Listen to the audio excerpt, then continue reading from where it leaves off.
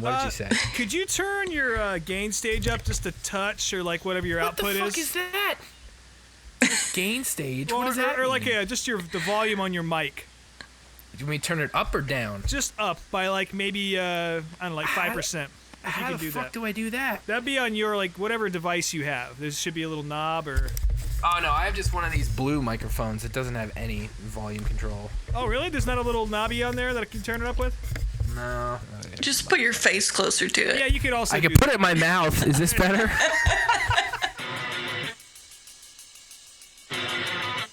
Well, yeah, certainly. I mean, it was our fault. We made a mistake. Spotter said it was clear. I wasn't clear, and, I didn't want to tear my car up, tear his car up either. I respect everybody, and I demand respect. And, I apologized to the guy when he came over the car, explained to him what happened, and then he took it to another level when he started calling me an idiot and whatever else. And I don't appreciate that. I'm not going to take it. I told him how I feel. I called him out. He didn't show, and so, I'm good with it if he's good with it, but I'm not going to be disrespected by no means. Yeah, I guess I had a dinner date at Applebee's last night that I didn't find out about till it was too late. It's a shame. Love their riblets and boneless wings, but... All right, cool. Well, hey, folks. Welcome back to Meet Me in Applebee's, your rainy day motorsports podcast. We're back with another fun-filled, action-packed show after a lovely wet weekend of motorsports. Rob and Ashley, how you guys doing today? Good, doing good. It's drying off. How about you, True Love? Yeah. Toweling off over here. Yep. That's it, huh? Yep. Great. Sweet. All right. Next. Sorry, I was drinking a beer. We just talked for like 30 minutes before the show started, so I'm out of shit to say now. Well, I mean, let's get into the action this weekend. There was all sorts of racing action on the track. I'm not even gonna. This is the only F1 mention we're gonna talk about. It happened, and someone won, and I didn't see a second of it. So Sergio Perez won, and if you guys didn't see it, you saw the most egregious pit lane breach we've seen in any motorsport, I think, in a long time. You guys didn't see this shit? Oh yes, I did. At the end of pit road. I did see that. So what was the race like still going on? Like what the hell was the deal with that? It was a live pit road. It was the last lap, and then Esteban Ocon came in to get I think he came in to get fresh tires so he could go for the fastest lap because you get a point for that. I think that's what was happening. I was half paying attention, but he almost plowed a bunch of 30 Azerbaijani photographers who were just like milling out into the fucking pit lane. Jesus. Unbelievable. That's pretty cool. I'm into that. And Formula One has a long history of people just getting fucking creamed in the pit lane, and tires flying and people dying down there. And I think that's part of their heritage that they want to bringing it back. Yeah, we're going full throwback here. 65 guys in khaki shorts changing tires for Ferrari. That's what we need. But yeah, that was pretty fucked up. And to be the greatest motorsport in the world or whatever the fuck it is, you got to wonder if that's going to make the Netflix show. Mm-hmm. I hope so. I fucking hope so. That finally get me to tune into it. Seriously. So that happened. We also had some Indy cars. Well, let's get the Indy cars out of the way, then we'll go into NASCAR. IndyCar really took the main stage on Sunday with Dover being rained out, so good for them. Great race too. Another quality Barber race. They always put on a good show there, and that was pretty killer. Scott McLaughlin getting the win. Auto Award, kind of languishing. I had my money on him, and he sort of just hung out in the top 5 all day. The bottom end of that. But the battle between Will Power and Scott McLaughlin, and then Pato Award, was that who it was? I made my first IndyCar bet, and I made my first IndyCar win. 10 whole cents on Scott McLaughlin, won me 80 cents. Thank you very much, Chase from Garage Guys, for that tip. So that was cool. That was the excitement on Sunday for me, at least. I'm sorry, Romain Grosjean came in second. That's who it was. I was bitching to you guys about how I don't like Alex Palou earlier in the race. That's where my brain went, but... Of course, speaking of Formula One and the Drive to Survive show, which I think is going to get a lot of mentions on this because our fan question later has something to do with that. But Romain coming in second yet again. Poor guy. Poor fucking guy. I will admit that I don't know if I ever heard his name out loud until Sunday. And I always thought his last name was pronounced Grosjean and not Grosjean, or whatever the fuck how you pronounce it. So Everyone pronounces it different. So. I don't think Really anyone's felt pronounced like his name correctly. I don't even know if Not even him. he has no idea. well, that's good. I don't feel as. Every member of his family pronounces it different. Yeah, he's the guy who almost got burned to death after getting stuck in the Armco a couple years ago. But he's back Wild. and finishing second, which is what he did at Lotus in Formula One, which is probably his best time there. But again, this isn't a fucking F1 podcast. God damn it. We've already talked too much about it. I already said. Our F1 load. It's over. Yep, done. And then Dover. Dover had some stuff happen over the weekend. Friday's action was all rained out, and I didn't think Saturday was going to happen at all. I'm shocked they ended got up. that in. I could not believe they actually raced. They got cup practice in, but not qualifying, and then they got the whole Xfinity race in, which was pretty decent. It was won by Ryan Truex, redeeming himself from his ball dropping like a decade prior. Truex, Rob and I both have long hair. Truex's hair is just amazing, just magnificent. Great looking guy. Yeah. Very handsome. Absolutely, can't argue that at all. I'm jealous. Yeah. But that was cool. And then his brother ended up winning the rain-delayed race on Monday, which had a lot of different storylines and stuff going on throughout. Which I guess now it's time to talk about that. Where do we want to start? Do we want to talk about Martin? Do we want to talk about Ross? About Kyle? About Denny's mouth again? There were things that happened. It's the same 3 storylines every week, is it not? It really is. Kind of. Yeah. Oh, well, there was a 4th storyline, and that was Noah Gragson's haircut. Oh, yes. Oh, yeah. Speaking of haircuts. Good God. Did they ever say what the bet between him and Austin Dillon was to make It was $100. It was just $100. That's all it was. Austin was like, I'll give you $100 if you get a stupid haircut. And he gave him the $100 and he signed it. So,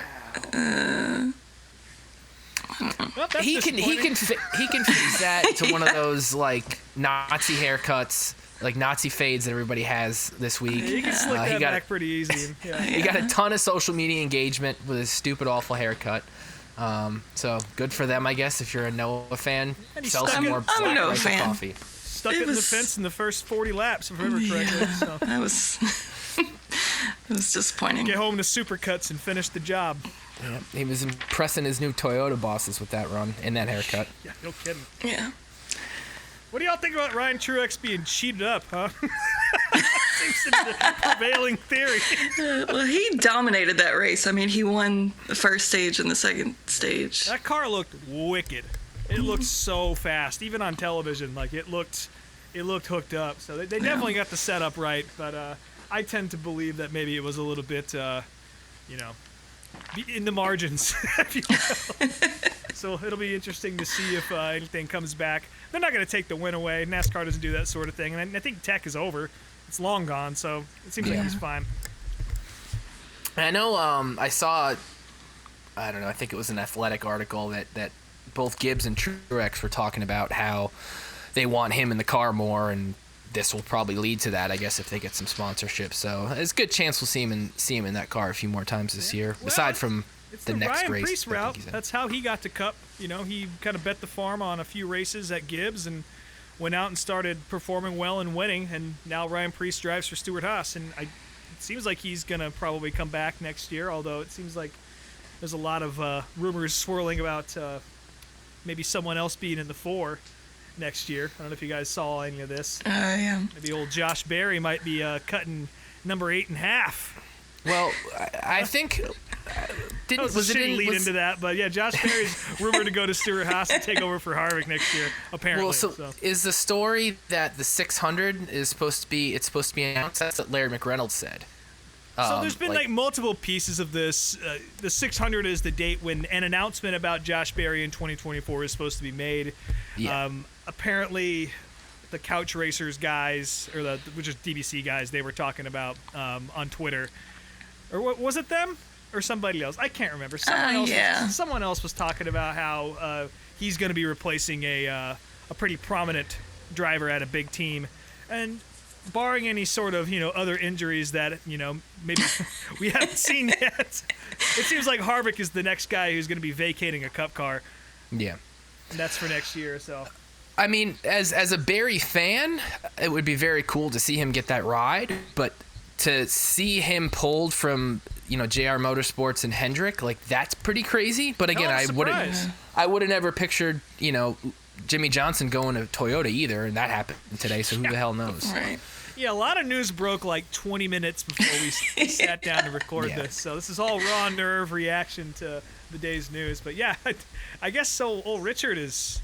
Well, actually, I don't know. People are talking like, now that 43 is going to be a Toyota, everyone's throwing their little boomer fits about, not being an American car and loyalty and all that. But Richard Petty's had like 56 manufacturers over the course of his tenure in NASCAR, and he barely has anything to do with the company anyway, so I don't think it's any surprise to see that. But aside from Jimmy Johnson, of course, that's definitely the big piece. Yeah. Did not. That's the strangest part to me.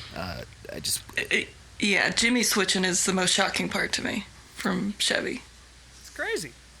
Another thing that'll probably get boomers all up in arms is the looming NASCAR TV deal and more rumors coming out about streaming being part of the new package, which I don't think should be any shock to anyone. Granted, NASCAR's fan base is technically older than most other big sports, but every other sport's doing it. Every other form of media, or television, I should say, is doing it. So why wouldn't NASCAR be the next sport to do it? You've already seen NBC try a few things with Peacock and IndyCar. A lot of NASCAR practice sessions and qualifying end up exclusively on Peacock. So they're definitely have already been testing the waters, at least the major networks anyway. I'm assuming when they reference streaming, they're probably talking about something like Netflix or Amazon or something like that to take over a section. I would, but maybe not. I don't know. Yeah, there was a list. It was like Amazon or YouTube or Amazon, some other shit. Amazon, I think, might make the most sense just because Amazon is doing football games now, and that's such like a big. The fact that Amazon themselves are doing football games is nuts. So why the hell not do NASCAR? But I guess we'll have to see. I kind of got to side with the boomers on this one a little bit though. Same. It's another fucking service to pay for. And if you don't already have that, and you do pay a lot of money for cable or whatever, and if you have cable, you can stream. That's just how it is. Yeah. Right. And there's they hand out Peacock subscriptions, like it's, free candy. Yeah. You can just get one, or it's like 99 cents a month or some shit if you sign that's up what at the I right have now. time. And NASCAR fans, by the way, there are a lot of special little deals out there pertaining to you and sponsors of the sport that will give you free or incredibly cheap Peacock subscriptions. And it's totally worth the price of admission, even just for the Indy coverage alone. But there's all sorts of NASCAR shit on there too, so that's not really part of the access problem for me. But if they do add a different streaming service, then I can see why people will be legitimately upset about that. And you gotta wonder, if Fox or whatever network is gonna allow that shit to happen. If it's going to be their own streaming service, or they're actually going to let a third party in there. Yes, it seemed like they were talking about a third party, but I don't know. And as long as, sorry, go ahead. Okay. I was gonna say, as long as whatever happens, they don't start pulling shit off YouTube, because that will ruin part of the show and just ruin my overall YouTube experience. So please don't do that. Anything else, whatever. Well, that was what I was about to say. Just on the opposite side of the coin, like if they're gonna go to a streaming model, I would love to be able to just pay for fucking NASCAR and just watch it all year without having a network involved. I know that's not gonna happen, but NASCAR has definitely sort of played with the idea of maybe doing something like that, and they've done it for years with the Roots programming that was on. I forget what the website was previous or prior to Flow. But there was a site where you could watch the All-American Series and K&N stuff and all sorts of short track stuff for free. Mm-hmm. And then it moved over to Flow, which has the entire ARCA series. It has all the modifieds, tons of local NASCAR sanctioned track, the weekly series. So they're playing with that too. And but no matter how you slice it, this is the future. It's gonna happen whether you like it or not. I just wish there was a Formula One TV style option for somebody like me who's literally only pays for cable to watch this shit. Yeah. Just let me pay you $20 a month or something, and so I can get angry about Ross Chastain just treating people as his own personal little punching bag. We didn't even get to that. No, we glazed right past that. Yeah, Yeah, we really did. Mama on the Piggly Wiggly parking lot, just slamming into carts and shit. Take his license away. Fuck. You know, listen, he's not. No, he's I'm not, tired of listening to you and your fucking Chastain. I'm not here to defend him. What I will say is he's not a host of our level. He's not hooking people. No, he just bumps him. He just sends him in the center of the corner when he doesn't want him to be in front of him. It's true. I will admit the apology thing. It's played out. It's embarrassing. He needs to stop doing that. But it's still so not cringy. as embarrassing.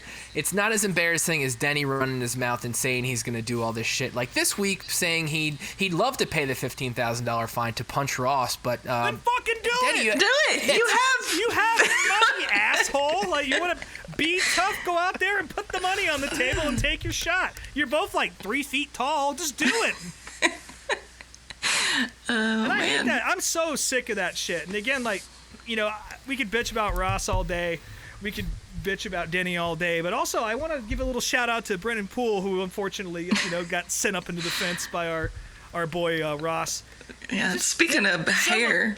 Yeah, seriously. It was another haircut of the week. But him just saying, well, someone ought to whip his butt. It's like, why don't you do it?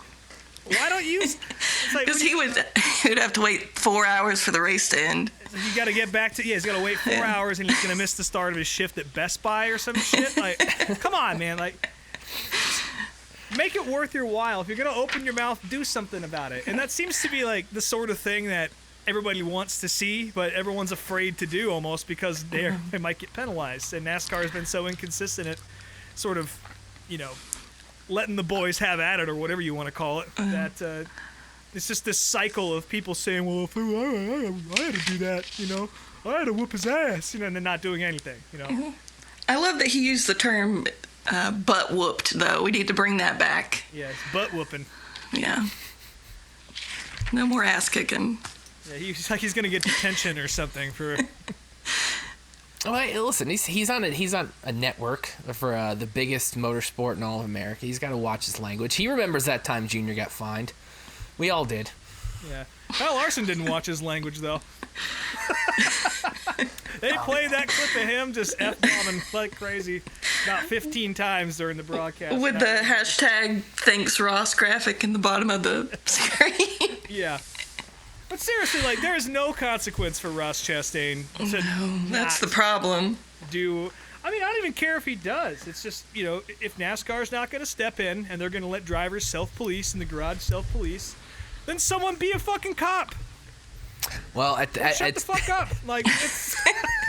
you gotta catch him first. I would pay for a pay-per-view of like a charity boxing match. Yeah, like mud with wrestling. everyone that has a problem with Ross Chastain. It's like a greased hog competition. If you catch him, you get to whoop his ass. In a pit full of mashed up watermelons. Just wrestling around. There's a meeting in Charlotte right now at NASCAR Corporate that is going just like this podcast is.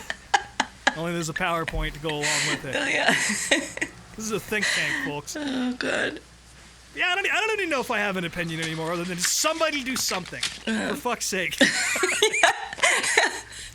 I'm That's where I'm at. I'm all in on nobody's doing shit. He's gonna win the championship this year. No one's gonna catch him. No one's gonna do anything. It's probably gonna happen. I'm instantly nauseous. I'll be smashing a watermelon over my own head when that happens. I gotta go get some Tums. Young Gallagher. Using my head as Gallagher's mallet.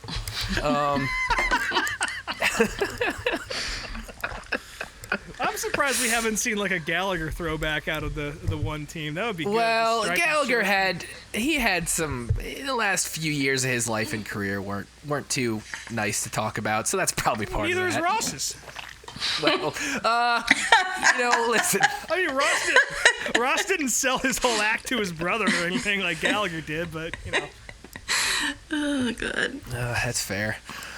Let's see. Before we get on to the next normal segments in the show, we got to talk about more news that came out today. And this is a bit of different news. It's actually a movie trailer. We all know the famous PlayStation game Gran Turismo, and it turns out, I didn't know this was happening, but there's a movie about Gran Turismo coming out. Now, the interesting thing about this movie is it's not like a dramatized, weird story that's part of the game that they turn into a movie. It's actually turns out to be a true story. This movie, I guess in 2011, there was a tournament that the winner of this Gran Turismo tournament was put in a sports car, and that's what this movie's all about. And if you guys watch the trailer, you've got this dickhead driving coach that doesn't believe in these kids, and he's making them puke and pushing them to their limits, and this one kid ends up being the prospect, and it turns out he actually is a driver in real life. I'm gonna pull up his name here real quick. Was that the kid who you guys flipped over the fence at Nürburgring? Could be. I think there was some major accident in the trailer, so I have to assume that he probably did that in real life. Hell yeah. So what did you guys think of this? The only thing I took away from this trailer was that it had the two actors in it, the guy that played Legolas in Lord of the Rings, who was my teenage crush, and then the mean coach you were talking about is the guy that plays Hopper on Stranger Things, which is my adult crush. Current. So Ooh. that's all I took away from that. I see. Okay, so the driver that was actually who this movie's about, his name is Jan Mardenborough. He's like a British that's the guy. Yeah. See, he ended up driving in the Japanese Super GT series. So I guess what's weird, or shouldn't say weird to me, us NASCAR fans know this has been a thing for a long time. William Byron is a Cup star, and he came from simulation. Truex became friends with Dale Jr. from racing video games back in the day. This is a thing that's been ongoing, and now at this point, drivers probably spend more time sim racing than they do testing actual cars. So motorsports fans themselves probably, I'm interested to see this movie as it's a racing movie. There aren't a ton of them coming out. But it's just, I guess, I'm interested to hear what other non-racing fans think about it. Yeah, full disclosure, I didn't know it was about that kid in particular, but he really was the first example of a learned on a computer type. And he took a lot of heat, especially after that, again, I think it was the Nürburgring. He sent a GT car over the fence, and I think some fans got hurt. Mm-hmm.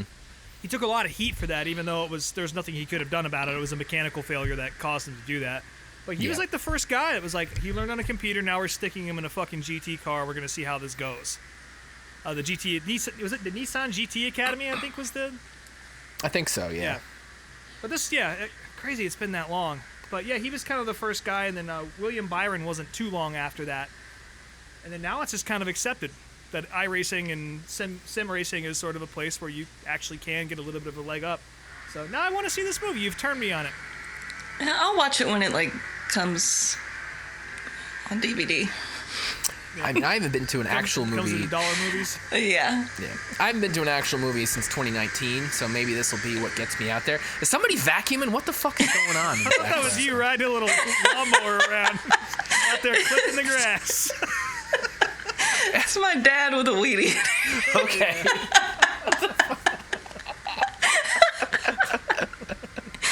Oh my god.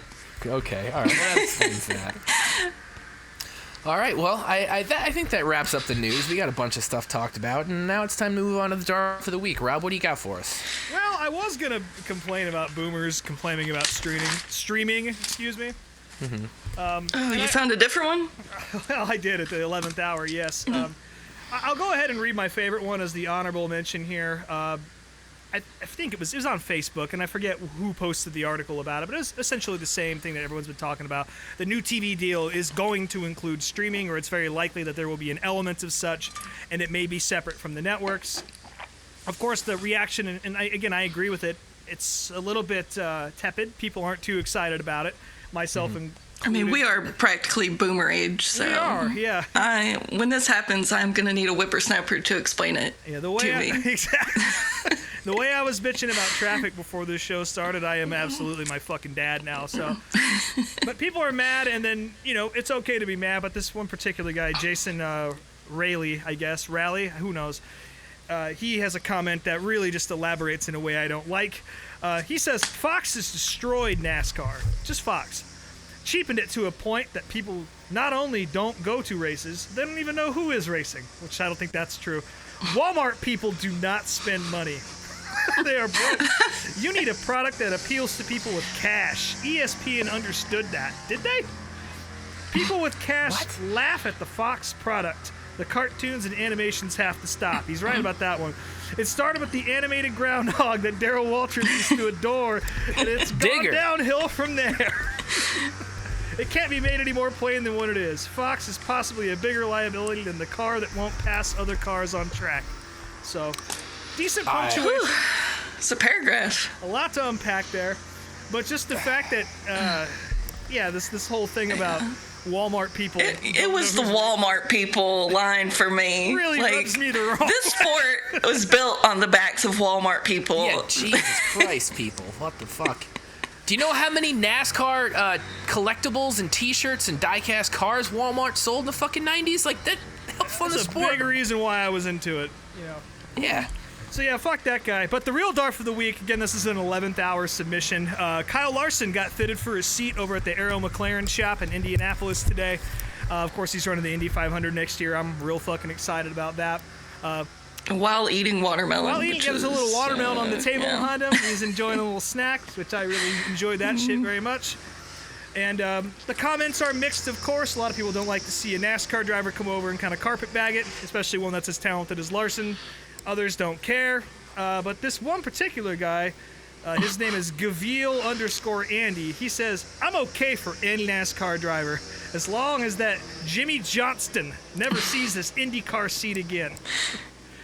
And Jimmy is spelled Jimmy. So Jimmy Johnston. Maybe he won a contest or something. You're my DARF of the week. I need you to go rearrange the watermelons down in aisle 6.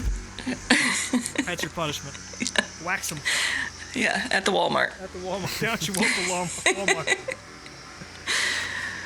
Oh man. Well, I can't wait for the month to roll on, and it's May, so it's gonna be Indy 500 season. We got the 600. There's tons of racing going on. All the DARFs. All-star race. Yeah. Yep. A lot of shit coming up.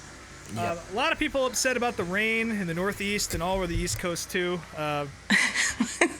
One track actually managed to get shit in, so I wanted to give a shout out to Star Speedway. They actually ran a full program with the radar being completely greened out on top of them, 100% chance of rain, not a drop fell. So I love to see someone just point up at God and say, fuck you, and then get away with it. So congrats to Star Speedway for putting on a program. Meteorologist in that state is fired. It's true. I don't know how they got away with it, but they did. So kudos, Star. Impressive. Well, I guess that's going to bring us to our question of the week. Now, I should say this was actually a question from last week, but we were so wrapped up in Lebanon Valley chat and all the other stuff and all the audio issues we had that we totally left this out. And my buddy Mike gave me all sorts of shit about this, so we're answering it now. Mike, here you go. Sorry, Mike. Now, let me quick explain. Mike's a longtime friend of mine and a podcasting veteran, the host of such podcasts as Virtual Pros, Kissing Contest, and now the First 7-Inch Club, which if you're a punk hardcore metal guy and you like old, weird, obscure records, it's definitely a great show to check out. I do, and it is. I can concur. It's a good show. Well, there you go. There's another testimonial from one of our hosts, Ashley. They don't talk about corn on there. I will not be tuning in. Okay. Well, if they ever do, I'll let you know. So Mike's question. After giving it several shots, I've finally become all in on F1 Drive to Survive. I watched NASCAR's Road to the Championship last season and thought it was fine but kind of dull. Now, now I think it was very dull in comparison to Drive to Survive. My question is, what drivers, owners, teams, storylines do you think NASCAR should focus on to get a TV product as dramatic and compelling as Drive to Survive? Mike, for 7-Inch Club, currently 9th place in the Fantasy League. I think he's still 9th. He didn't have the best weekend this weekend. Rob and I did, but he didn't. Yeah, I won overall, and I've moved up to 4th in the points. I'm coming for the fucking chip this year. Yep, and Nice. I am now 6th, and I got 2nd place. So He is I'm still moving 9th, myself. so he's holding there at the bottom of the top 10. So congratulations, There you Mike. go. Who's leading right now, out of curiosity? Chris Davis. is. Of course. Yeah. But it's a very tight race after him. He's got a nice lead, but the rest of us, I think 2nd through 7th, it's like 70 points. Not even. If something even, like yeah. that. Sounds about right. So, I don't really know how to answer this, so let's let Rob answer this first, because I know he's actually watched this shit. Yeah, I have never watched Drive to Survive, so Well, it's really a beautifully shot show, and I understand why it's such a hit. The problem is they actually make up content half the time. There's storylines that didn't actually happen or are embellished. One in particular, and the one that made me stop watching, I think it was from season 2 or 3, they fabricated this sort of like race to see who was going to get the extra seat at Force India, or Racing Point as it was called at that point, whatever the fuck it was. I think it was Sergio Perez and Esteban Ocon were both sort of gunning for a seat. And what they don't mention is that Sergio Perez actually bought part of the team to keep them from going insolvent. So it was always going to be his seat. But they made up this whole storyline about the fight to see who was going to be able to retain the remaining seat before the new guy came in, or whatever the fuck it was. And so that really left a sour taste in my mouth, because it was just fucking fake. It's supposed to be a documentary, and again, I'll hand it to the crew. It's beautifully shot, it's compelling, but it's really hard to take any of it seriously from a documentary or an informational standpoint, because they just kind of take liberties to make it entertaining. And with that said, I think that the Formula One guys in Drive to Survive, they have an easier time making a compelling show because everybody doesn't live in the same county. Like, NASCAR drivers all live in like Mecklenburg County. They're all like right there. And they all kind of have this, and again, that NASCAR series was well shot, but even like Bubba's thing on Netflix, Race, which was okay. Yeah, it was fine. It still felt just like every other sports documentary, or particularly NASCAR documentary we've ever seen. So, I think it would take two things to really... you can have all the storylines in the world, and there's definitely some I'd like to see, but I think you're going to have to figure out a different way to tell this story than the traditional sports documentary format, kind of in the way that Drive to Survive was able to exploit their subject matter, which is, arguably for a casual fan a lot more interesting, because there's exotic locales and all that shit. It's not guys from North Carolina going to Kansas for the weekend, which, with all due respect, I love it, but I can see that there's not a lot of compelling television coming out of that. So. It's only so much footage of Lake Norman you can get. There's some stuff that pops in my head when you mention kind of, faking up some of the storylines, and you could make, say, for instance, the Ross Denny thing way more dramatic behind the scenes.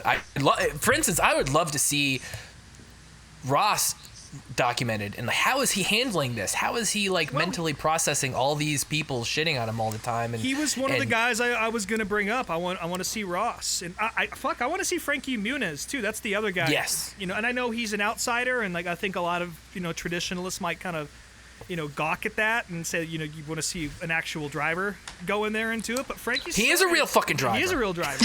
But you know what I'm saying, though. Or even Carson Hocevar, a guy that everyone hates on. I'd love to see what goes on in his life and how he maintains and that sort of thing. But I just don't think that there's really. It would take somebody on the production end to really come up with a different concept and a different way to tell the story for it to be something different from what we've already seen. So yeah, that's I don't fair. think you can really even pick the stories out until you've done that. But I will give a shout out to Flow Racing. They've done a lot of great documentaries lately. And on current events, there's a good Jonathan Davenport one. Oh, yeah, I want to watch that one. There's some Chili Bowl coverage that's fucking awesome.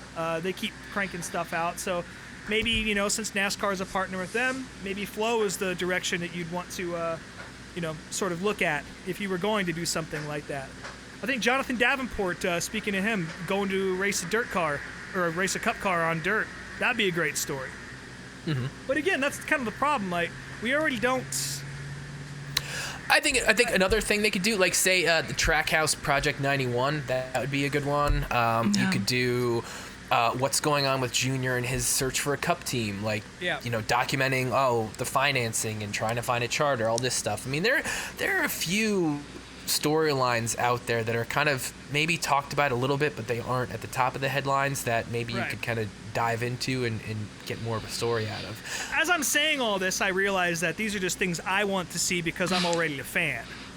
And really, Drive to Survive and those sort of shows are meant to expand the audience or bring the sport and its stories into other places. So I guess the answers are pretty obvious. You know, Ross and Denny, Michael Jordan. Yeah, Michael Jordan, Noah Gregson getting a haircut, that sort of thing. Yeah. Oh God, if you wanted to get really dramatic about it, you could bring up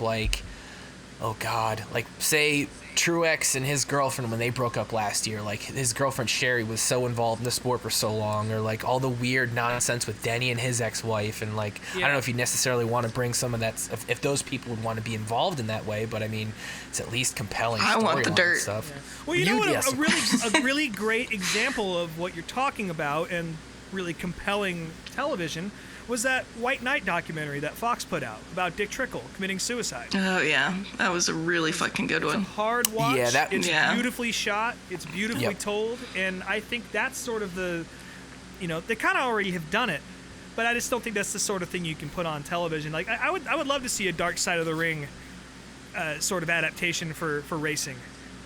There have been a couple sort of attempts at that, and there's also that podcast series about what is it, Mario Rossi? I think that's what his name. But he was Mario the mechanic Rossi, that was working with Gary Ballou and went missing. Like, I think with those sorts of stories, I feel like NASCAR is less open to really bringing that dark stuff to the light. Like they want all the positive stuff to get out there and all the redemption stories and that type of stuff. Really behind the scenes of what happened with Kyle Larson 3 years ago. Like, I would love that would to be see fucking that. wild. I would love to, and I was gonna say that. That's what I want to see. Yeah, I don't know. What do you think, True Love? Is there anything you'd want to see? Anybody in particular? I think we've pretty much covered it. I mean, I can't think of anything. Chase Elliott buying a lift ticket?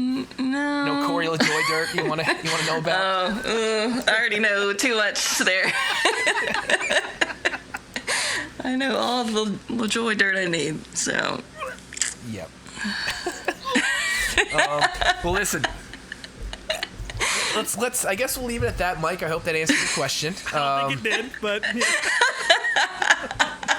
I'm sure he'll give me shit about this off the show or off air later on in the week once he listens. But I'll let you guys know. And before we get to the video of the week segment, I need to go take a pee break real quick because I got to be able to focus on all my notes the next 2 hours here. So 1 second. Yeah, folks, we're in for. Buckle up, folks. I recommend going and getting a snack and take a bathroom break yourself. Yeah, stand up. Yeah. This is the intermission because Brien has prepared a thesis statement that he's about to defend. It's 2,000-word note document. But seriously, there's a lot of really great racing documentaries and sort of short-form content out there. Yeah, I mean, as far as like the dark stuff, that is more rooted in like historical stories. But as far as like new stuff, yeah, dude, that 30 for 30 with Tim Richmond was awesome. Yeah, you seen that? Yeah, shit like that. Like, but yeah, again, like the thing we want to see, I don't think NASCAR would ever even consider. Maybe give us like the dirt between the 2 7-time champions having beef over at Legacy, the battle for power over there. That would be a good one. I feel or maybe maybe it's just 30 minutes of Danica Patrick explaining why the fuck the podcast is so weird. The tantric episode she had. Folks, I don't know if anyone saw this. I opened my phone up. I got out of bed, kind of looked in the mirror, and as all Americans do, I opened my phone, and first thing I see on my feed is Danica Patrick and some asshole talking about Tantra. Yeah, and it was like very religious-based conversation. It didn't make any fucking sense to me. Yeah, some white lady shit, and I just so white. so immediately I sent it to these guys because I can't be the only one to see that shit at 7 in the morning. Yeah. Fuck that. So yeah, I will episode say- about that would be good. I was actually in the middle of Walmart when you sent it to me, so. I will say real quick before we get on the video, there are two pieces or two, I guess pieces of media that I kind of want to delve into at some point. One of them being Danica's podcast. Like, I need to go on a deep dive and find out what's going on for you guys. Yeah, you deep dive and let us I'll know. Deep dive that. And also Hop in the diving bell. another one I gotta get into at some point is the NASCAR romance novel series. I gotta read a couple of those. So We could do a maybe reading some on point the down show. the road. Yeah, there'll definitely be. Oh, there'll be some passages read for sure. Yeah. But that's something I gotta get into at some point. All great ideas. And if anyone out there listening has any suggestions for stuff for us to check out, please let us know. Send us a DM, respond to our little how was the episode question thing on Spotify. Shoot us an email, whatever. We'd love to talk about whatever you guys want us to talk about. Because like I said, it's been like the same 4 storylines in NASCAR for the past month. It's penalties or it's Ross Chastain making somebody mad and Denny running his mouth. So we need something. So please. All right, and with that, now it's time to move on to the video of the week. Now, I know last week started out the show with some really poor monster truck news. Cool monster truck news. But, you know, after a week away from monster trucks, I'm back on it, and You're here to we're save following face. Yeah, saving face. So this is the second of the History of Monster Truck Racing series. And we're going to be watching the Battle of the Monster Trucks. Now, this was the first of a 3 special series that came out in the 80s. There was Battle of the Monster Trucks, Return of the Monster Trucks, and War of the Monster Trucks. And these were videos produced by USHRA, who are the guys who started Monster Jam, and were really the first big nationwide motorsports promotion. And when I say motorsports promotion, I mean that did this type of stuff. That did tractor pulling, that did mud racing, that did monster trucks. Like, they promoted shows all over the U.S. And really, they were the ones that kind of popularized that Sunday, Sunday, Sunday commercial style that kind of starts this video out with the big booming Battle of the Monster Trucks video announcement. This is about 45 minutes, and this was originally syndicated on TV, which is why there kind of are some commercial break style cuts involved.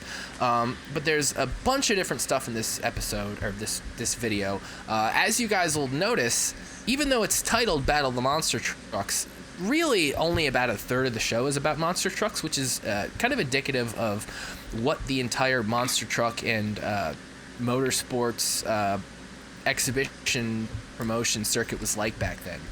You know, monster trucks were only capable of a handful of things. You know, they could crush cars, go through mud, you know, crab walk, that type of shit. That's all they need to do. Back then, that was enough. But you know, you couldn't pack a stadium with that type of stuff. So you had mud racers, you had tractor pullers, and all those are documented in this video. It's from 1985, so we're 2 years past where we were with the last video. Let's see. I was fresh out of the womb, so. I had not seen this. Like, I was born in '83, so I don't think I even saw this until much later. But I know I had it on VHS as a kid. This video is hosted by Jan Gabriel, who was like a motorsports. He did some broadcast work and different random things, but it was also hosted by Claude Akins, who was a character actor from like the 50s, 60s, and 70s. Did a lot of Western stuff, and also Judy Landers is another actress that's in this. She was another 70s and 80s character actress. Both of them appeared on BJ and the Bear, which was a short-lived sitcom from the 70s that was about a trucker and his pet chimp, which is something that A, would never happen in real life, and B, I guess was how they tied them into monster trucks. Like, oh, these people were on a show that was kind of about trucks, and let's have them host a monster truck show. I didn't recognize these people. One guy kind of looked like Ronald Reagan. That would be Claude Akins. Yes. A good deal of the the trucker ape buddy thing going on in the 70s. Yeah, it was very strange. And chimps, I don't know, not to get into biology too much, but I mean, chimps fucking kill people after they turn like 2. So there was no chance you would have a chimp hanging out in your tractor trailer with you all over the country. Not gonna happen. Not for more than 2 years. Yep. So really, we kind of get an intro. We see some monster trucks on the beach. They're filming on location in California. But it kind of the first jumps into some tractor pulling. You see a clip of Bigfoot in USA 1 crushing cars, but then we go into tractor pulling, which that was huge. I mean, tractor pulling had been around much earlier than monster trucks, obviously. They talk about Jeeps, which is something we mentioned on the last episode, how Jeeps was kind of the origin story of off-roading, which led to monster trucks. So that kind of ties that all together. Go to the Pontiac Silverdome, which was host of quite a bit of early monster truck action. I believe it was the first place where Bigfoot publicly crushed a car. I think that happened in 82 or 83. And just tons and tons of racing happened there over the years. Obviously, the Silverdome is no longer with us. But back in 85, it was huge. They do a dual car crush. They just have a big, massive pile of cars, and the trucks kind of just crush them. Which is, again, that's all crowds needed back then. It was just 2 trucks driving over a big, massive pile of cars. That's all you. That was entertainment. It's really all I needed, to be honest with you. Yeah. I'm just old, but... Next up, we see Larry Nuber, pretty famous racing broadcaster. He kind of slums it a little bit with this monster truck special. He makes an Isaiah Thomas reference, which is very topical and regional to a monster truck show in Detroit. He mentions how the trucks driving across the cars, they have to be very careful because it's very slippery on the painted roofs of these cars. That's not fucking true at all. Even though they feature Bigfoot and USA 1, which are 2 of, inarguably the earliest monster trucks to really get public notoriety. USA 1 barely gets any screen time. Bob Chandler just once again tells the origin story of Bigfoot, which he has to do probably 6,000 times over the next 40 years. And Everett Jasmer in USA 1 just kind of get like hello. He talks about how much he hates cleaning his truck after mud racing. By the way, Man, I just want to point out that I think we may have found my biological father. That guy had such a great look. He had the giant denim cowboy hat and the matching denim shirt. And so I've met him, and he still looks exactly like that, just a lot more gray. He still dresses that way. He still looks that way. Yeah. He looked like he probably played in like a Skinner cover band on Saturday nights. When he wasn't cleaning off the top of his slippery truck. Yeah. So yeah, we see some Bigfoot USA 1 stuff, and while we'll get to monster truck racing later on in the show, the first ever actual monster truck race was Bigfoot versus USA 1 on That's Incredible, which was a 1983 TV show.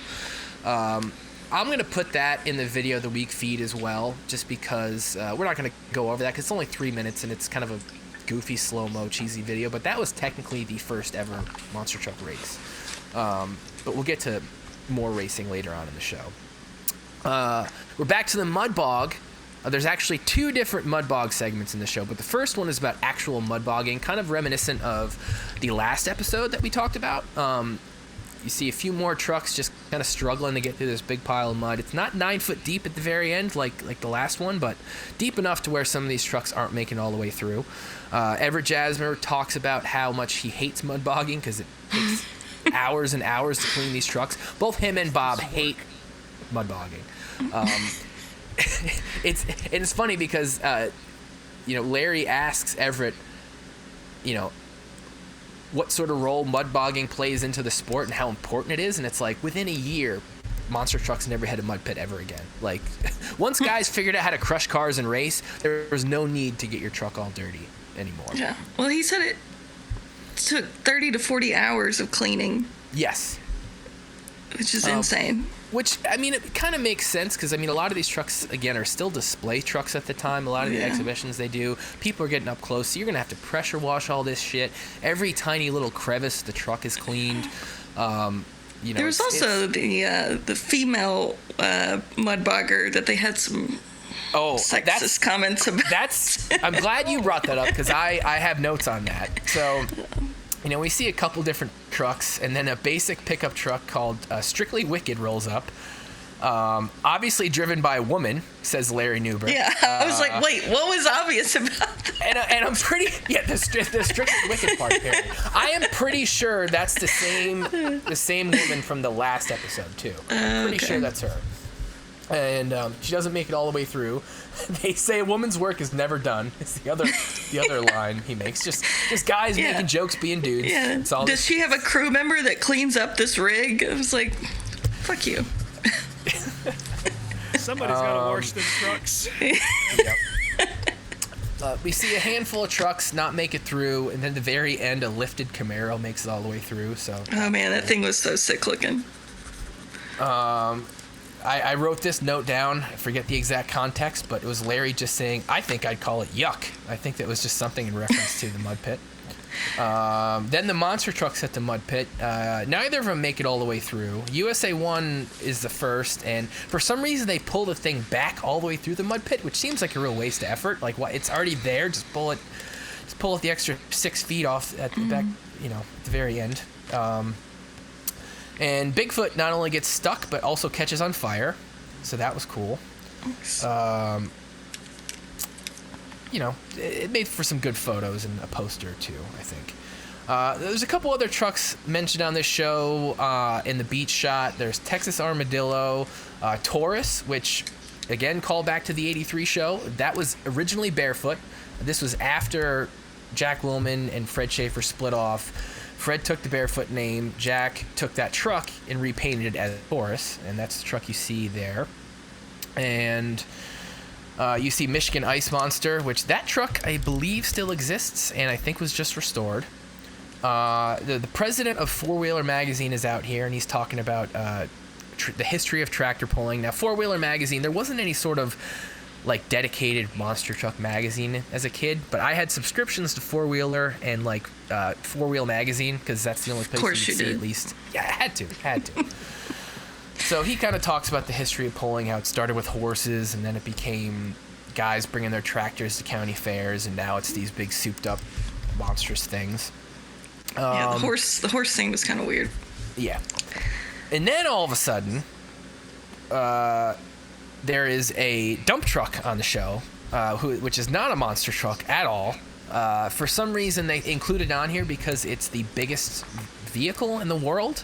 It's like a 66-foot long by 25-foot wide, 22-foot tall truck with 12-foot tires, and runs 24 hours a day at a strip mine. If any of the major parts fail, the entire truck is wasted, apparently. They can't just fix anything. $800,000 for a new engine. Yeah, just the engine itself. I do remember watching this as a kid, and even then being confused as to why the fuck this was on here. But whatever, you get to learn about construction equipment. It was cool. I thought it was cool. The Taurus is back, and it does a bus crush. This was Taurus's claim to fame. There's even a handful of T-shirts, one of which I have, with the truck performing a bus crush. That's what it would do at these shows, and it almost falls off. Jack Willman has to very gingerly drive the thing down slowly to make sure that it doesn't fall off the side of it. And to me, there's almost no more clear example of how much the trucks have changed from 1985 to now, to whereas 2023 trucks are doing backflips off of junk buses on Monster Jam courses, and in 1985 they could barely drive over them. So, there's your wild example of how much things have changed. Well, they were so slippery. They're so fucking slippery, Buff that. And here, some grip tape on it. next up, what's that stuff they spray down the pit road with? The PJ1? Yeah. Got some track bite up there. Rob. Next up, Coca-Cola. Next up, we see the wheelie trucks, which are basically just tractors with like truck bodies that pretty much as soon as you start pulling the tractor, immediately just pop into a wheelie. There's Magnum Junior and Orange Blossom Special, both of which those still exist today. Orange Blossom Special still even goes to exhibitions. The original owner passed away a couple years ago, but both that and there was a Orange Blossom Special tank that still exists too. The one wheelie truck that doesn't exist anymore is Psycho. Now, I'm going to include this video as well because it's only a minute long, but there is the creepiest minute-long clip of someone found Psycho like 15 years ago on the side of the road, abandoned, and the thing was like decrepit and falling apart. It was shot with like a Super 8 camera. There's no audio to it. It's just like a walk-around of this abandoned pulling truck, and I guess it was scrapped not too long afterwards, but just a very weird thing to find featuring this truck. Let's see, get some more Detroit, the Motor City. I mean, it makes sense that like a lot of this stuff took place in Detroit because, especially back in the 80s, I mean, the automotive industry there was still pretty booming, and you know, trucks and all that stuff were just so popular that it makes sense that a lot of early monster truck action happened in Detroit. Jack Arute, another famous racing broadcaster who apparently just sold a 1984 Dale Earnhardt fire suit at an auction for $12,000. He finally shows up along with Judy Landers, and they talk about the funny car tractor pullers. Judy, for the second time on the show, tells a story about how funny cars were invented in the 1960s. She says the exact same line twice about how they were born in 1960s. I caught that. Nobody else did. And it's whatever. You know, she talks about the history of funny cars and how now they're making tractor pullers out of them using funny car bodies. The original president of the USHRA cuts a promo about the funny car tractor pullers. Real monster truck fans will notice Dan Patrick as the driver of not one but two of the funny car tractor pullers. Dan Patrick started off in the USHRA pulling, obviously, but he later on switched over to monster trucks. He built Samson, which was I don't know if it was the first or the second truck with like a 3D body. Like the second or third Samson truck had 3D arms that looked like American Gladiator arms. Like that's what the nose was, but it was either that truck or Snakebite came first. I'm not sure which. But in 1985, he was a kid who was still pulling funny car tractors. The Warlord truck, Warlord funny car, he still has that body hanging in his shop. And there was a really cool toy put out in the same line as Bigfoot and Orange Blossom Special with that paint scheme on it. Tennessee Thunder is another funny car puller that had its own toy made, but that was called the Smoke and Shaker.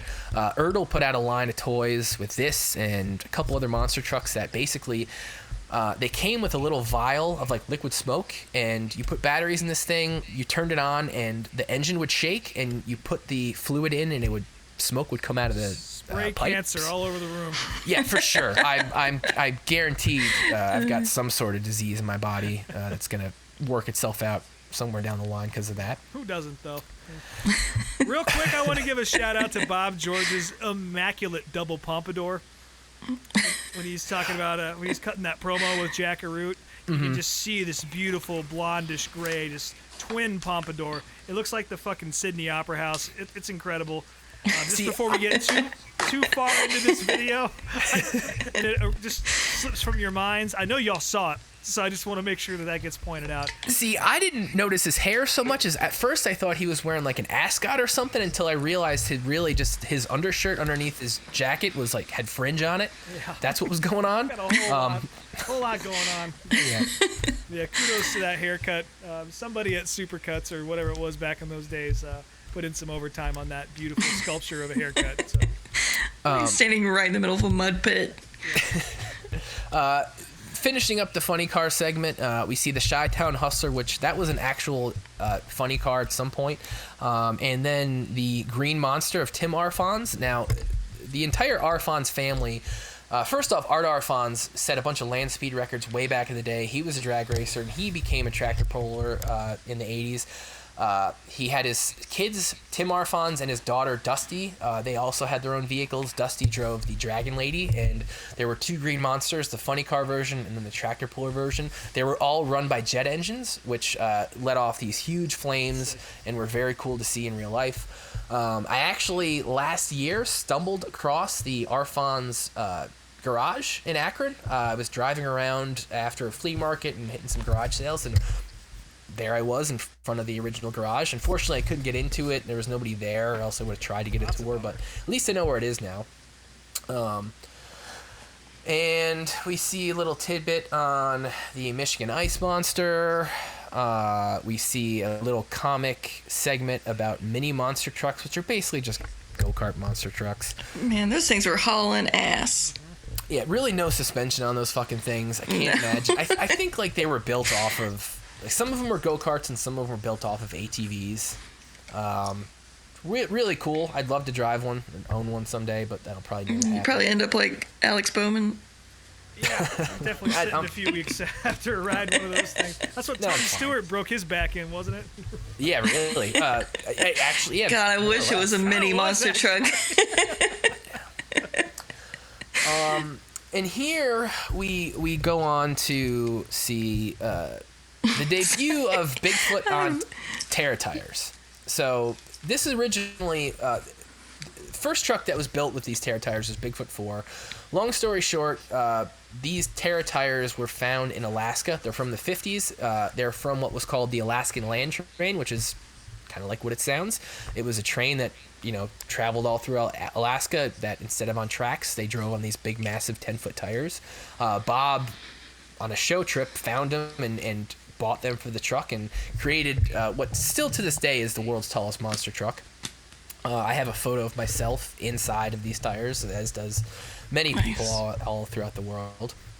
The first truck that the tires went on was Bigfoot 4, which later on turned out to be their race truck in the 80s. They took the Terra tires off Bigfoot 4 and they created a Terra tire specific truck called Bigfoot 5, which was much, much taller and allowed, like this truck, Bigfoot 4, the tires are just on an extended axle and the body itself kind of sits between the tires. Bigfoot 5 was a big, tall frame and the tires were able to sit underneath the truck, kind of like an actual truck would look like. So that became the world's tallest truck, and eventually they did monster truck crushes with these tires. Like they built mock monster trucks and crushed them with this specific vehicle. That was the big thing. This truck still performs to this day, and you can see it on display at a supermarket around the corner from where the Bigfoot garage is now in St. Louis, Missouri. At the Piggly Wiggly? It's not the Piggly Wiggly. I forget what the name of the place is, but IGA. It honestly might be IGA now that you mention it. I thought it was interesting. They said that the truck could float on water because of those tires. It can. They've done it before, but it actually floated. The truck can float on just normal 66-inch tires as well, which was a little bit easier to pull off. But next up, we see actual mud racers. So this was the progression of mud racing, and mud bogs themselves kind of died away. Mud racing became a thing that toured with USHRA up until the mid-90s, where these nitro-fueled dune buggies and trucks would more or less just kind of skate across the top of the mud pit, and they would take 2, 3, 4-second passes, whereas old mud trucks would just kind of get bogged down, and it became a race to see who got the farthest. So you get a nice little few-second clip of that. The last truck that went through the mud was actually called Unnamed and Untamed, and that truck became a real monster truck, and that's another one that to this day still exists. They tried to run Bigfoot 4 through the mud on those Terra tires, and it didn't even fit. It kind of just like slid on top of the mud and half hanging out of it. It's very slippery. Yep, very. That is actually very slippery. And going back to the women crew thing, at the very end of this segment, Claude Aikens mentions there's an all-female crew Bigfoot coming, titled Miss Bigfoot. Now, that truck did actually happen. There wasn't an all-female crew, but the truck was driven by Bob Chandler's wife, Marilyn. It was a Ford Ranger that they put a big, massive supercharged motor in and painted baby blue. The truck ran for a few years, and in the late 80s, Ford wanted them to paint it the same color as the rest of the Bigfoot trucks. So it became the Bigfoot Ranger. That truck is actually being restored right now, and it's supposed to be done by this summer. And there has been, over the past handful of years, different Miss Bigfoot schemes run on current-day Bigfoot trucks to kind of continue that tradition. Because there are actually quite a few female monster truck drivers out there now. So they had a lady driver in that truck the last few years. Next up, we see Cyclops, which is, I forget what model truck this is exactly, but it's a truck that features a pop-up eyeball and 8 tractor tires on it. Now, this is another truck, again, still exists today. It was recently restored to its original paint scheme. It's owned by Freedom Monster Truck Racing Team. It's painted just blue now, but what they did was they took that Cyclops paint scheme, the red, white, and blue one, and put it on a current monster truck. Does the eye flip, all that shit. Crazy thing. Just last week, Freedom Monster Trucks announced that Swizz Beatz used Cyclops in a new music video. So again, not only is this truck still around today, but it's being used in rap videos. So yeah, how that fucking song's crazy called is "How that? Slick They Roof Is." It's gonna be coming out pretty soon. And we're getting down to the very end here, folks. Finally, the Sorry, main event. Monster Truck fans. This entire time I've just been wanting to crack jokes of how slick the roofs of these trucks are. I know this is serious, and that's all I can think about. I'm sorry. Brien, go ahead. It's fine. It's fine. Only in America. Monster Truck Drag Racing is finally here. Now, I already mentioned the 83 race, but this is, at this point now, they're starting to take this concept out to the public. This is a show from Oklahoma, and we see Bruce Flanders, who is a star of the later episodes of this series. But he's in Oklahoma at this car show / monster truck show. So the car show, I should say, features a lot of cars that were built by a guy named Cliff Starbird. Cliff Starbird, he built 2 of the monster trucks in this race, Monster Vet and Frankenstein. Cliff was very famous for his custom rides in the 70s and 80s. He has a museum in Oklahoma that to this day still exists. Those 2 trucks, Frankenstein and Monster Vet, sat outside for almost 20 years, and they were recently restored. The trucks themselves really aren't much of performers, as you can see. Neither one of them can really hardly get over the cars at all. The trucks have hardly any suspension. They're massively heavy. Really, they're a great example of why monster trucks needed to evolve if racing was going to be a thing. Because, again, these early trucks were not built to perform in this capacity. These trucks were built to look at. They were built to be tall and be shown off. And, yeah, maybe they could do a little bit of hill climbing and mud pits and stuff, but they weren't meant to crush cars, let alone race. But here they are doing it. Now, being that this is an incredibly early monster truck race, you'll notice that it's just a row of cars. There's no dirt, there's no ramps, there's no wheelies, there's no jumping, there's no anything. It's just 4 trucks crawling over 2 long strips of cars.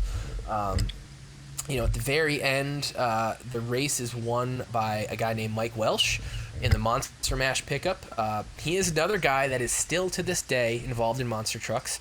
He built the first ever monster truck big rig called Super Pete. And he got into wrestling promoting in the Northwest, and he's owned and driven something like 2 to 3 dozen monster trucks over the years. And here he is at 21 years old in his first truck, winning the race and breaking his steering knuckle at the very end as he crosses the quote-unquote finish line. Just odd. Like, it's an odd, weird race. It's crazy to see what's done nowadays, and even in the 90s, compared to 1985. And like, this is as close to it gets as far as like the birth of monster truck racing, which is why I included this video in this series. I guess we mentioned Monster Fest. There's Rolling Thunder. That truck ended up in Japan after this. God, that thing is so sick. I'm obsessed with that Rolling Thunder. And it truck. it was completely kitted out. It was like a full custom van. It wasn't just like a shitty It's glorious. van kitted up. Yeah. And yeah, Mike does not own Monster Mash anymore. It was scrapped, but he built a replica a handful of years ago. And again, another sign of how different things were back then. There's no helmet, there's no fire suit. Mike just gets out wearing his own truck shirt after winning the race and breaking his front end of his truck. And that pretty much is the end of the show. At the very end, Jan makes a note saying the government ought to subsidize the sport and take all the junk cars off the highways, and that's the end of Battle of the Monster Trucks. What did you guys think of the show? Now that I've gotten all of my dissertation out about this, what were your thoughts? Just can't get over how slick those roofs are. Yeah, it's crazy how far we've come. I mean, I think you covered everything there, bud. See, I love, because this is not something I'd normally seek out. I said that the last time there was a monster truck feature on the show. I don't know much about this. Like I said, I've been to like one event in my life. It was great. I need to go back to more. But it's really cool to be shown something like this, which just seems like a very important historical piece. It really does kind of lay out the sort of origin story of monster trucks as we know them. And it's really nice to get a, sort of tour through that from you, Brien. So I really appreciate a guided tour. I am lost on all this stuff. This is we can talk sprint cars and all that all day, and I can probably know what you're talking about and shoot the shit with you, but monster trucks is totally foreign to me. So yeah, I really enjoyed watching it. I really enjoy this stuff, and it's very visually pleasing. It's one of these videos where I watch it and go like, "That's fucking cool," like 30 times. Yeah. I mean, I got more feedback on the monster truck segment than probably any other video we've ever shown, which I guess is why I, want to continue this series and also eventually still want to do my offshoot podcast. But 90% of the shit I just talked about is all stuff that I had in my head anyways. Like, this is how my brain works. I've been obsessive about monster trucks since I was a little kid, and I took most of my teens and 20s off, but as an adult, like, the only thing I really use Facebook for aside from Marketplace is to like chat in like the NASCAR shit posting forum and then old monster truck forums and just take in all this stuff. And this is just how my weird brain works, that like shit like this just, it's absorbed and it doesn't fall out, and just it's in there. It's been in my head forever, so I'm glad to kind of get it out now. Well, I appreciate you cleaning out the Horde Palace and sharing it with us, because it really is educational for me, and I really do enjoy the shit out of it. So I appreciate you putting the effort in here and bringing these videos up, because again, this is not something I would ever have even thought to seek out, and now monster trucks show up on my my feed all the time. So thank you for that. I'm not even kidding. I fucking love it. Well, check in another month or so. I'll have the next step in monster truck racing. I've already kind of got it figured out, but of course I gotta pick the right one. Of course. But yeah, that was the long-winded video of the week segment, and that's pretty much gonna wrap up the show. NASCAR's in Kansas this weekend, and where else is racing happening? Well, I am going to Monadnock, I believe, this weekend for the Duel with the Dog NASCAR Wheel and Modified Tour. We'll see if it actually stays dry. If it's not, where's that? Monadnock Speedway. It's about an hour and a half from me, up in New Hampshire. Sort of like dead center Massachusetts. If you go straight north, it's like right there on the center of the southern border of New Hampshire. Great little bull ring. Again, if this gets rained out, this will be the third event that I plan on going to that has been killed by weather. I did not go to the Spring Sizzler, and I will not be going to the Spring Sizzler because I'll be out of town on the rescheduled date. So that fucking sucks. But that does suck. If all 6 of you out there listen to this that are also going to modified races, I'm probably going to be at Monadnock. So if you want to drink a beer, hit me up. And the weather's looking good here right now. I don't have anything planned, but I definitely would like to go to some racing this weekend, so I just got to see who's running and where. Attica's like the closest to me that I think run modifieds, but that's like an hour and a half. And then there's Fremont that runs 410 sprints. That's a little over an hour, and I think they're running this weekend, so I got to check and see. Yeah, I believe they are. Yeah. But yeah, all that is going to be on. I think all those tracks are on Flow Racing. I know the Monadnock race is going to be for sure. That's a racy little bull ring, full contact. It's always fun. And then Attica is definitely on Flow as well. So. Well, True Love, I know. Rain on the forecast for Kansas too. Ugh, let's Cool. well. We'll see. I haven't checked the forecast for Miami, but for the F1 race. If it gets rained out again, that's fine. I don't mind having racing on at work, the bike shop, so that works for me. Are you doing any racing this weekend, True Love? I know we got No, weeks, but I'm saving all that up for spending a week straight at North Wilkesboro in a couple weeks. So. God, I'm so stoked for you. That's awesome. Yeah, I'm pumped. cool. Well, we'll be talking about that way more when it gets closer, so I'll just spare you off for now. Yeah, well, I mean, I'm going to. I got Darlington the weekend after next, so I'll that's have that right, to talk yeah. about. I don't believe I'm going to an actual cup race until July. It looks like Loudon is going to be my first one. I was hoping to get out sooner than that, but yeah, it'll be July before I do that. I would like to go to Loudon. What's the date on July that? 17th and 18th, I think. And Okay, then there's a dirt track there as well that runs on Friday night. That's always fun. And then, of course, Kyle Busch is running a pro stock over at Lee Speedway that Friday night as well. So okay. I'll have to see because my dad's birthday is around that time, so maybe I'll try to come out that weekend and because I've been wanting to go to New Hampshire again for years and obviously hang out with you. So I'll have to. This isn't even a secret. The best race you're going to see on a NASCAR Cup affiliated track, in my opinion, is the modified race on Saturday at Loudon. Yeah. It's always the best show of the year, in my opinion. It's definitely something you got to check it out. If you're within 100 miles of the track, you got to go to it. So Yeah. Well, I will definitely keep that in mind. Well, I think that wraps it up for this week at Applebee's. We will check back in with you next Wednesday and wrap up all the racing nonsense from this past weekend. So until then, we'll I got no sign off. That just ruined that. Somebody else finish it.